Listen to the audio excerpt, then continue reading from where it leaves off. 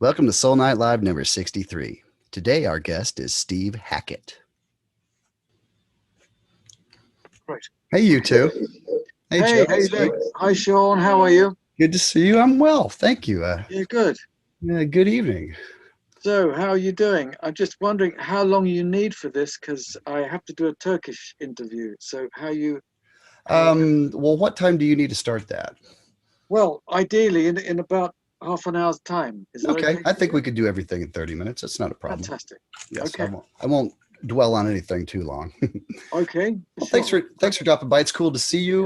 We've had a few Yeah, chats on you the too. We we've had have some chats on the phone, so it's good to indeed. do it face Nice to to hook face. up again, Sean. Yeah, Yes. absolutely. It's always a Marvelous. pleasure. Yeah. And you've got a brand new album that I'm really excited to talk about. Yeah, well, it's. I just heard today that on Saturday it went into the midweek national charts here in the UK at number 5, and today it's at number 7.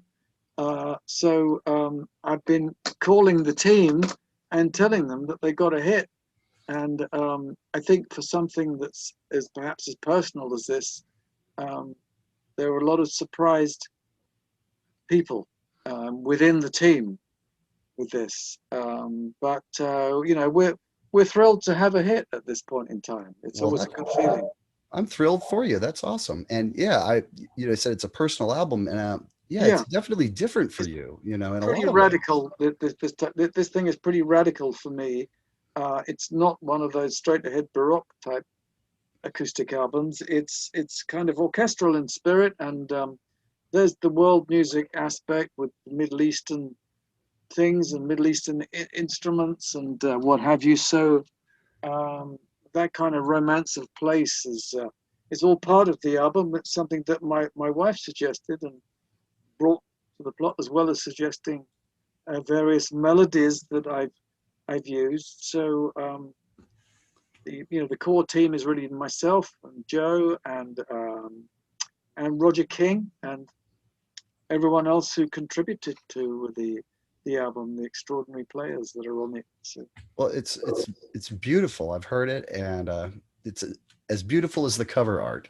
That's oh a yeah, I'm glad you like that. I particularly like the cover too. Yes, I must admit, I was love that. the look of it. It's the invitation to the journey, Oh, the I know. place I just to want to be. sit on that deck and listen to you play. Yeah, It's you beautiful. want to sit on that deck and you want to have a cool drink and just take the world in and say, what I a mean, big, wide, beautiful place. would you get like a daiquiri, like on the cover of Cured, or something like that? Yeah, that was a pina colada Oh, or pina two at colada. the time. That's right. That's right. Well, So it looks tasty. yeah, Yeah. that was yeah. I guess it's a bit of a follow up, but I'm not sitting there with any drinks in front of me. Yeah. No, no, no. So your travels in this part of the world were a big inspiration for the Yeah, record. Can you tell us a little bit about where you've been? I hear yeah, you've been to Egypt, you've been to Petra. Tell yes, me more. wonderful. Yeah, I've been to places that did the trip up the Nile. I'd already been to Cairo once before, and that was phenomenal. Just for a day to be opposite the Sphinx, and I had the notepad out then all day long. And this time I had it out for the whole of the journey up the Nile. The Nile it's largely unspoiled and it's just um, lined with palm trees, and it looks the same as it did in the days of Antony and Cleopatra. You're on that barge, man. Sure. You're doing that thing, and it is beautiful. I thoroughly recommend it. Um, Petra was wonderful in Jordan, um, as in Indiana Jones and all the rest. Yeah, Yeah, the same place. it's magnificent. It's wonderful. It's the thrill of a lifetime. The desert, of course, is the thing that binds and characterizes these places. And we were also in a place called Wadi Rum, which is where Lawrence of Arabia was. So we were with the Bedouin people. We stayed overnight. We were under the stars with a fire, and yeah, it's just mind-bogglingly wonderful just to have a glass of tea as they do. Um, yeah, it was just Wonderful. So all of that goes into the album. You know, Yeah, it's like a musical postcard, you know, that's right. Oh, from beautifully many put. It vacations. is a musical postcard, and with the most wonderful things. Um, it's unforgettable that, you know, those places stay with you forever. Oh Of yeah. course, there are places which are on the touring map for musicians that I visited a lot.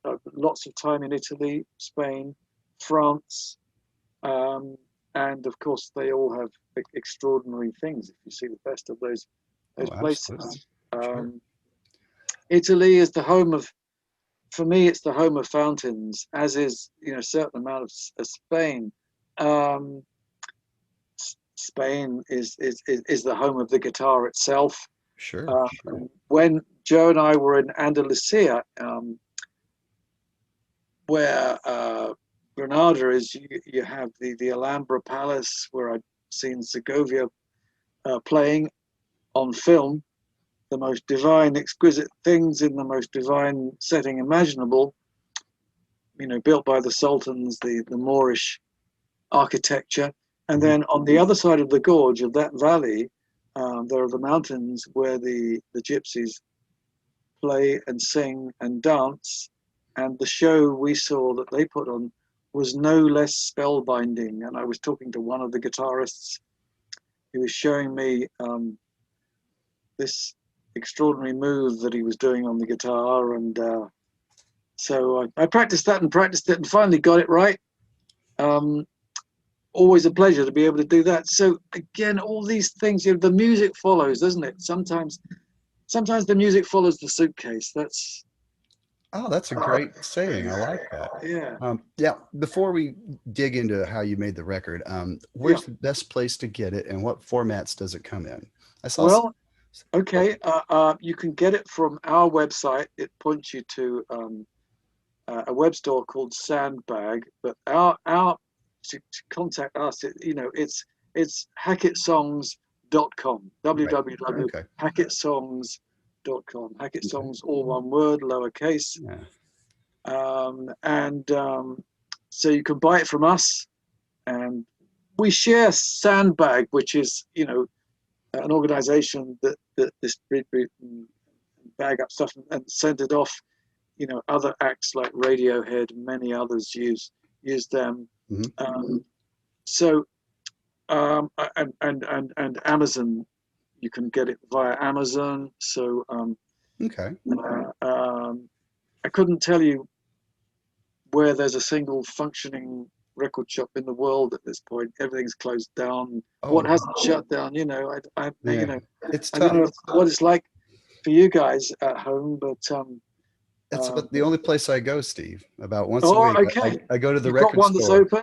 Yeah, That's great. they manage to they always sit Well, there with their masks on and well, you know, it's becoming rare as rocking horse oh, shit I these need it. days. It's like Yeah, therapy digging through those yeah. bins. Well, it's wonderful. I mean, I just love to be around somewhere that sells records, whatever Yeah, those records happen to be. You know, yeah. because Bookstores I, too, I same thing. well, that's lovely that Yeah, you can yeah. do that. I'm a great fan of bookstores. Sometimes for inspiration, just to go into bookstores and just look at the titles. Sometimes I just like the smell. You walk Yeah, in, yeah, it that's smells right. like Yes. knowledge. So, Sometimes you take it home. yeah, Sometimes rereading a book that you read before. I'm doing that at the moment, and yeah, all of it can be huge yeah, inspiration. absolutely. So the new album comes in CD format, obviously, but I also saw a Yes, really beautiful blue translucent vinyl version as yes, there well. is. You're absolutely. Yeah, we have Yeah. that. It's actually it's turquoise, and Okay. the vinyl looks beautiful. Of course, you can get it with downloads. So yeah, we try and address all of those things. Personally, I like to listen on CD, and at the same time to stare a vinyl sleeve where you get a free CD in. And anyway, if you don't want to play it Oh, that's nice. Okay. on plastic, so Yeah. you get that. So it's in regular black, and it's in turquoise, which is great, beautiful. Okay. Well, get it, folks, and get it at hackettsongs.com. So your classical playing goes back pretty far, and your technique is so fluent and articulate. I just love it. you know, I've said before that I think you could have just made a career as a symphonic classical guitarist a la Segovia had you chosen a different career path. Well, let's put it this way. I'm hugely indebted to Segovia. I only ever saw him once live, and I saw him at the Royal Festival Hall. I played there myself years later, but I assumed that because he was getting on stage, and at that point he would have been either in his 70s or his 80s, but as the great man came on stage, I assumed that the whole audience would stand up and give him standing ovation. But it being a classical crowd, midweek, London, they all just sort of polite ripple of applause, Right. like a sort of well-held, local cricket match. Mm-hmm. But I stood up, and I was the only one in the audience who stood up. I was up in the balcony, and our eyes met for just 1 second, and that's the only physical contact I had with him. I probably could have met him because I knew the guy was the promoter, but I was kind of shy and in awe Oh of him. yeah. What do you And say? what would I say? I'm a rock guitarist. It would be Yeah. past.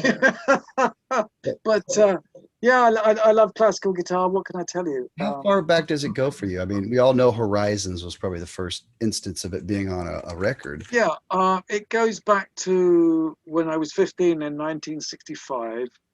I heard Segovia playing Bach on record. One side was Segovia, the other side was Bach played on the harpsichord. Okay. And I loved both sides. The Italian concerto played on harpsichord, monumental piece of keyboard work. Oh yeah. But there didn't seem to be any difference to me that what the fretboard was capable of and what the keyboard managed to do. In the right player's hands, there seemed to be no limit. Very true. Some of these pieces I'd heard played on keyboard, on violin, on cello. Bach's music seems to be indifferent to whatever instrument it's played on. That's it. Yeah, He's not called the father of Western music for nothing. that's very true. Do you grow your nails out? Yeah, funny enough, second time tonight, I'm showing my nails because I know people are interested So in this now. My nails are very short. Let's get them. How okay. close can I get them? Yeah, yeah. Just They're short except from for that side. Okay, apart from my little pinky finger, which is longer for scrolling, as I call it. Now, the other side, you can just see the nails popping through. I file them almost level. Now, most classical guitarists don't do that. The thumbnail is a little longer, like, see, not hugely long, but this is about optimal length, I think. Sometimes I file them a little shorter. I don't tend to have them long. do you ever have issues Sorry? do you ever have issues with them breaking or anything?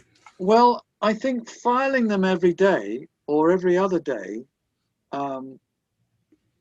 means they grow better and they grow stronger. And I think most people don't do that. Also, to have a buffer as well as a nail file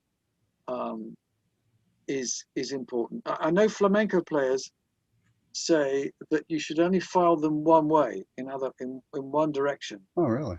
That hasn't worked for me. I've found that I've had to do both. But the buffing thing, that women know what a buffer is, that's a smoothing device, and it's got 3 levels of it. So you've got something that's rough, a little bit like a nail file, but you don't use a metallic nail file. Use something that has a sort of a two sensitivity thing, like really rough and Kind of that like, kind of like terracotta color. That's what I use. very interesting.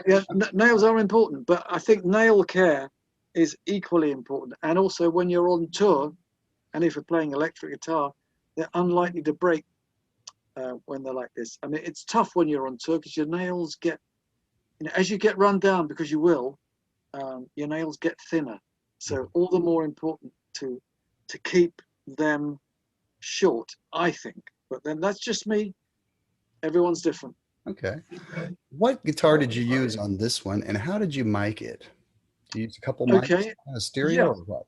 No, it's actually the guitar is a Yairi, Yairi.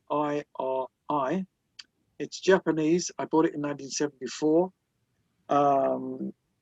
It was the loudest guitar in the shop. It sounded more like a piano than a guitar, so I was thrilled at that. I bought it for Lamb Lies Down on Broadway. You asked me another question. I'm trying to remember Just how you mic'd it for this how we particular. mic'd it. Yeah, we mic'd it with an AKG 414 microphone, and we tend to place it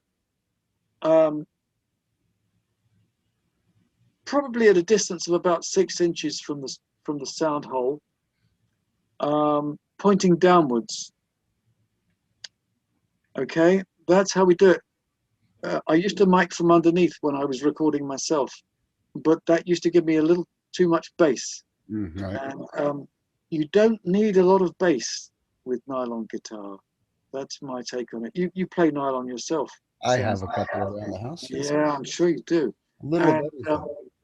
so, I even had this little guy here. He's kind of oh like, wow, okay, lovely, It- great. you The have to short tune it, scale. you have to tune it a little differently. You have to go a little Okay, higher because if you do okay, standard, it's not too. I don't know. okay. Kind of And weird. I talking of tuning, I use there are two tunings on this besides standard tuning on this album. One, you take the two bass strings down a tone. Okay. That's easy to remember, isn't it? Down to D and G. Down to D and G. Yeah, so simple, right? Mhm. Down a tone.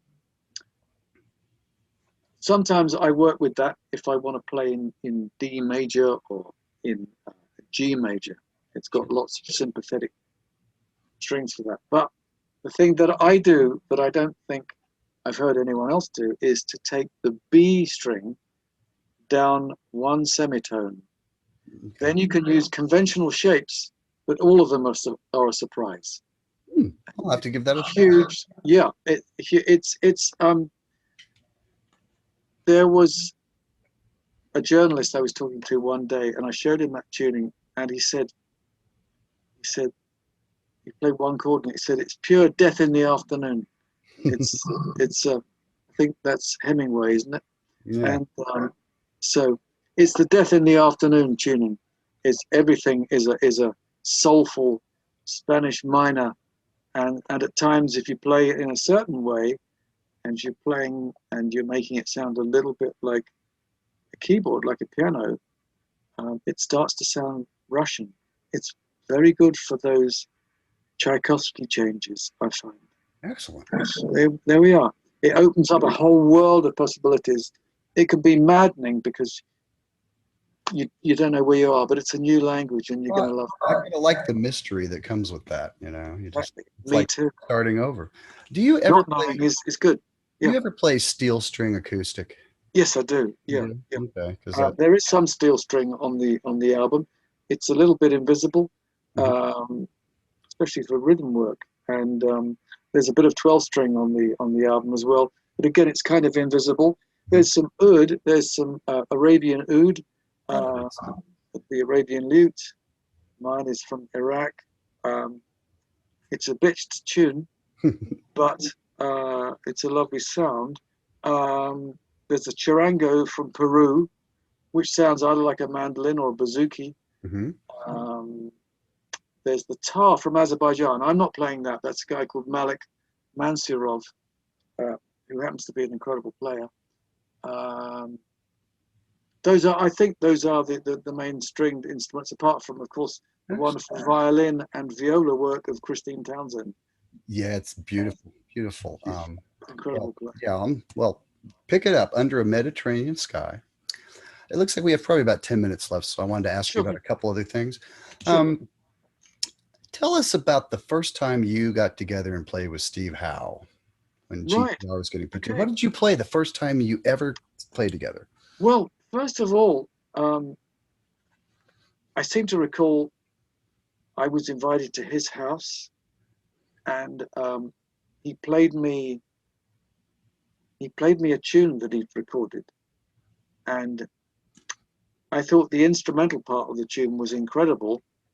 Um, but I thought the tune, let's put it this way, the next time I saw him, I thought if we're going to have a songwriting partnership, I better be honest.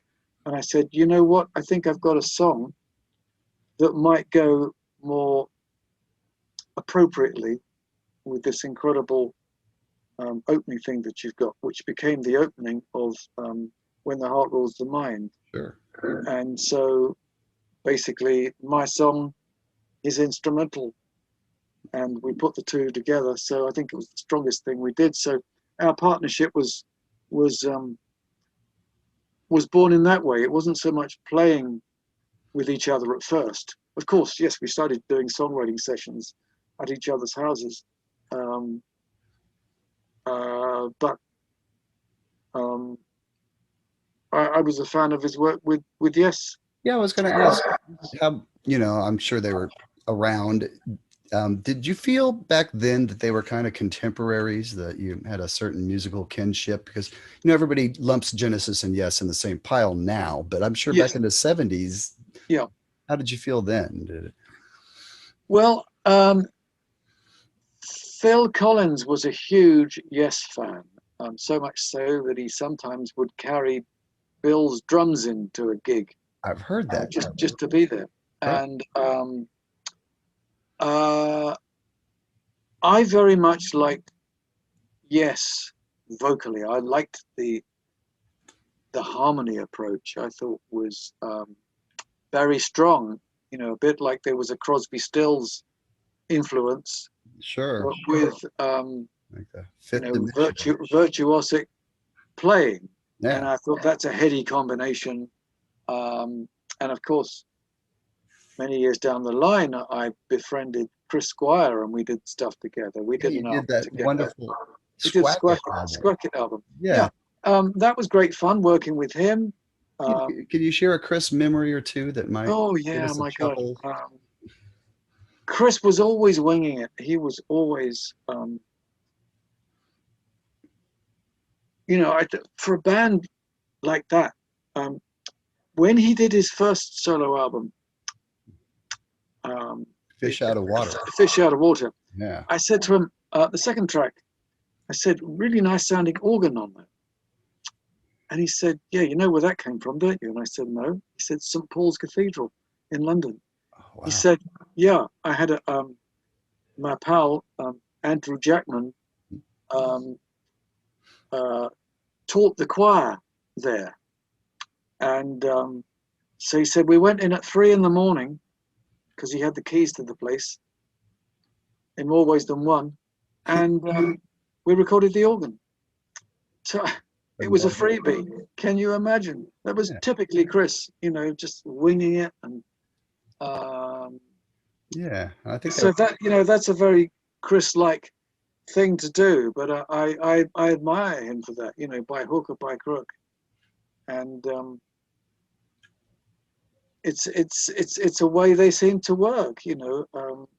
That was great fun. I mean, at one point he asked me if I was interested in joining Yes, and I said to him I was thinking of doing Genesis Revisited. I thought, I must explore my own roots, and I was very flattered. Certainly. And I thought, yeah, that would look good on the CV. The guy who played guitar for Genesis and Yes, Yeah. that would have been first. Yeah. But I'd worked with some of the guys. I'd worked with Pete Banks, who was doing his first solo album. Oh, such a And he had Jan Ackerman on, no slouch, these guys. Oh, yeah. Great players. And and I think, of course, Yes had wonderful players. Steve Howe, Trevor Rabin. Sure. And I think we've all been fans of each other's work.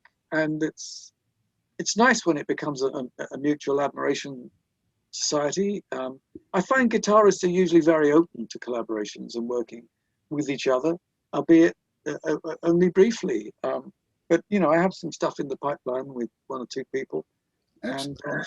it'll it'll show up at some point. I mean, I'm a huge fan Oh yeah, I of love other it. guitarists. Believe You me, I know, mean, they, you can't help but be a fan oh of yeah, well that music's some of the just so greats. positive and Yeah, inspiring. It just yeah, really, I could point. It's a short list of bands that made my life better, and Yes is on it, and so is Genesis. Got to yeah. say, Well, I think both bands came up with some extraordinary stuff, taken at their best. It's um, it's stunning. I think. Yeah, absolutely, what a body of work, you know. And you yeah. continue. You're so prolific and so inspired, and it just and very consistent in quality. You're always set the bar very high. Well, I think I'm allowed to be a fan of the other guys in Genesis because, you know, when the other guys were coming up with ideas in rehearsal for things, it was just jaw dropping at times, and um, I like to think that some of what I did stuck with them as well, as there were certain moves that proved popular with the band, the tapping technique and sweep picking and Sure. orchard jumps and things that we could do where we could twin the instruments and do some fast salvos Hmm. um, and blur the distinction between keyboards and guitar. And I think that was the most interesting side of Genesis. And of course, I was a huge fan of many of the chord progressions that Tony came up with and Peter Gabriel. You know, Hmm. uh, they're all great writers. Phil, Mike Rutherford, they were all great writers. It Any was thoughts on your successor in the live setting, Daryl Sturmer? yeah, he's a great player. There's no doubt Yeah, about that. You absolutely. know, You know, I was a big Daryl's great Dominic and a Conley very fan. very sweet, humble guy, and you know that's uh, yeah. What can I say? You know, I'm Great player. You know, I find it so. happy. I'm happy to praise people. Yeah, Yeah, I'm happy. It's amusing that his big solo moment during every Genesis show is the solo on Firth the Fifth. You know, yeah, yeah. kind of. It's like I Well, guess that progression is just hard to beat. You know, it's such a dramatic thing to play over. it works whether you play it fast or slow. Yeah, The melody is unassailably good played on guitar. yeah. Such a Um, sense of drama. You know. yeah, it's a beautiful melody. I think it's classical in spirit, um, but it suits rock at its most progressive and broadest, and is I guess if I was to say that, you know, is it the most famous progressive guitar solo? It's either that or it's Money with Uh, David Gilmour. Big Floyd. You know, Yeah, that's iconic too, and that's great. Every note on that counts. oh, You know, absolutely. You know, but um, you know, there must be lots of other things as well. Eddie Van Halen, you know, fabulous so playing. We, good. we, we, we've been saying goodbye to greats this year. Peter Yeah. Green, Oh who yeah. is That early um, Fleetwood Mac is so special. You know, a lot Fleetwood of Mac, people. early age Fleetwood Mac, and also before that when he was with John Mayall, just listen to his playing Sure. Yeah. on two tracks, Looking Back and on, sorry, what's the other one? So Many Roads, Oh yeah. John Mayall version of So Many Roads. The guitar on that, I'm just haunted by that. The guitar salvos, it Yeah. just gets more and more wonderful as he goes into the solo and just does something extraordinary. That tone, the attack, blistering, beautiful, wonderful. I love it. You know, I love the way that the Brits took the American blues and gave it their own Yes, twist. I actually find it more appealing than the original stuff, believe it or not. really. I Well, do. funny enough, I saw a great program that's being shown here in Britain called Born in Chicago, and it took the whole of the Chicago blues scene from Muddy Waters onwards. It's a very thorough thing, and it also gives time to Paul Butterfield Oh yeah. working with Mike Bloomfield and Elvin Bishop And I got to see those guys in the mid-60s, and it was just phenomenal. And there's a little moment on screen with that program where I wasn't making it up, you know? They just sounded like they were on fire. Oh, yeah. It was just great. And they must have been playing to about 20 people tops in this tiny place. It was a place where I used to go and see John Mayall rather a lot, a place called Eel Pie Island. It was an island in the Thames. You used to have to cross it by a footbridge. Yeah, it's almost And amusement usually it park. was freezing cold on a Sunday night, and you used to have to pay a penny, which would be like 1 cent or 2 cents, to a woman who's standing there on a charcoal brazier, you know, to keep warm. It was like a visit to Hades with the sound of blues in the distance, blues wailing in the night. A lot of entertainment for a penny. Oh my God! Well, you had to pay money when you got in, and I was underage, but luckily I had a little bit of facial growth, and I used to wing it. And I used to get in. Bit of underage drinking at age 16, but beer and blues, wonderful. Great combination. And I remember seeing Bloomfield before it started, and I remember thinking he looks different. He looks like an American college kid, and but I was very shy. I should have gone up to him and said, "You must be in the band," and I would have been able to have that conversation with him. If he only to shake his hand after the gig and say, "Wow, you guys are such an inspiration." Awesome, an American word. Awesome, phenomenal. It looks like we're about at our 30-minute limit. Yeah, sorry about that. I have to go and do. It's fine. Do you have 5 more minutes, or should I could make a call to Turkey in maybe 4 minutes. Yeah. Okay. Quick question. A couple people. Chad Hutchinson says hello from the Nearfest team. Great. Lovely. And my friend Fernando wants to know, did you ever see Genesis play before you joined? And how much of your style was molded by having to learn Anthony Phillips' parts? I did see them before I was in the band. I saw 2 or 3 shows. Mick Barnard was playing in the band at that time. What was he like? Well, I thought he was good.